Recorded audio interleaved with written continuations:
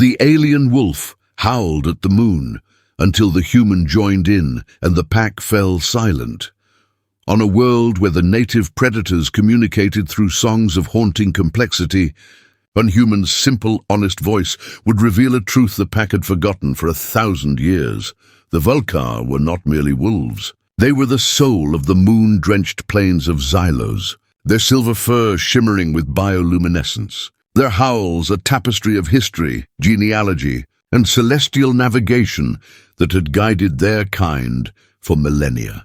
To the human xenologists stationed there, they were a mystery, a closed book written in a language of sound and light.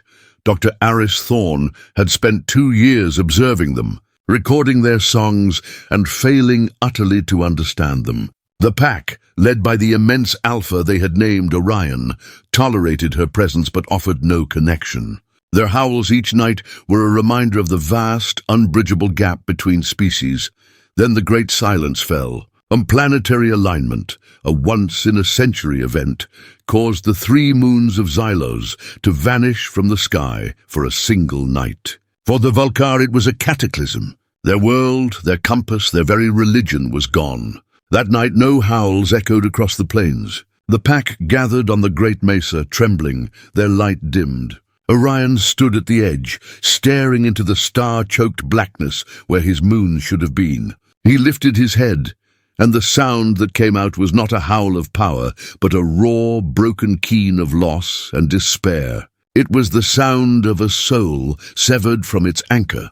Aris, watching from her observation post, felt the sound pierce her own heart. It wasn't a complex code to be deciphered. It was grief, pure, simple, and universal. On an impulse she couldn't explain, she left the safety of her dome. She walked out onto the plain, the unfamiliar darkness pressing in on her. The pack turned as one, hundreds of glowing eyes fixing on her. Orion stopped his keening, his own eyes burning with a confused intensity. Aris stopped a respectful distance away. She had no silver fur. She had no complex song. She had only her own flawed human voice. She took a deep breath, remembering nights around a campfire on Earth, and she sang. It wasn't a howl. It was an old, simple folk song from her childhood, a melody about missing home and looking at the same stars. Her voice was shaky, alone in the immense darkness. For a moment, nothing. The Vulcar stared, uncomprehending. Then something shifted in Orion's gaze. The complexity, the layers of meaning, fell away from his expression. He heard not the words, but the feeling. The loneliness, the longing for a light that was gone. He tilted his head back to the empty sky and answered her. But this time it was different. He didn't sing of star paths or ancestry. He matched the simplicity of her melody with a single, pure, mournful note that hung in the air, a perfect harmony to her human song.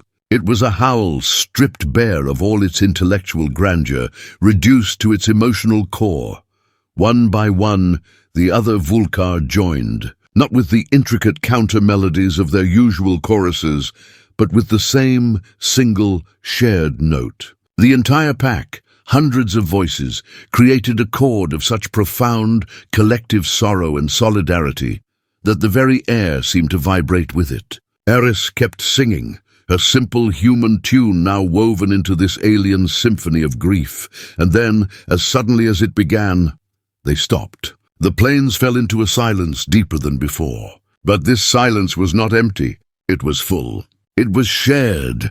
Orion padded slowly towards Aris. He was twice her size, a creature of myth and power. He stopped before her, lowered his massive head and gently nuzzled her hand. It was an acceptance, a recognition. In that moment they were not human and alien. They were just 2 creatures under a strange sky, missing their moons. The Xenology team would later write papers on the simplification event, theorizing that Aris had somehow triggered a primal, pre-linguistic mode of communication. But Aris knew the truth. She hadn't simplified their language. She had reminded them of its heart. The Vulcar hadn't fallen silent because they were baffled. They had fallen silent because, for the first time, they had been truly heard. Their grand, complex songs were a magnificent castle, but it took a human's honest whisper to show them they'd forgotten the foundation wasn't stone, but feeling. The next night, the moons returned. The Vulcar howled again, their songs once more complex and layered. But now, woven into the ancient star maps and genealogies, was a new, simple refrain, a melody of solidarity, a note of thanks. And whenever Aris stepped onto the plain, Orion would always begin the night song with that same, pure, single note, a quiet reminder of the night a human joined their pack, and in doing so, helped them find their voice again. What's a song or a sound that, no matter where you are, instantly makes you feel connected to something bigger than yourself? If this story reminded you that the most powerful connections are often the simplest, hit like to share the harmony. Tap save to remember the power of a shared song. Repost this, because someone needs to be reminded that even in the darkest night, your voice can help another find their way.